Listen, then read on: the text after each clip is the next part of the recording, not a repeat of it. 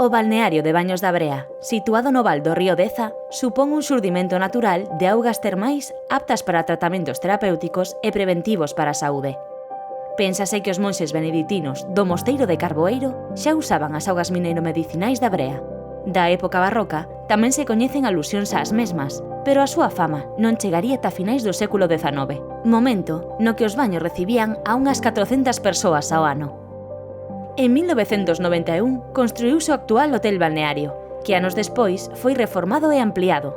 As súas augas manan a 28 graus centígrados e son sulfaradas, cloruradas sódicas, bicarbonatadas e alcalinas. A orixe deste manancial termal relaciónase coa intensa fracturación da zona.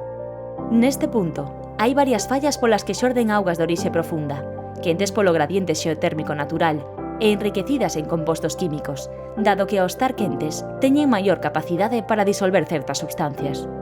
Relacionado con esta orixe xeolóxica, tamén se sitúan as minas de wolframio de Fontao. De feito, o nome de Fontao débese á abundancia de fontes que brotan no seu termo, ou o seu manancial de augas termais moi concorrido desde fai décadas.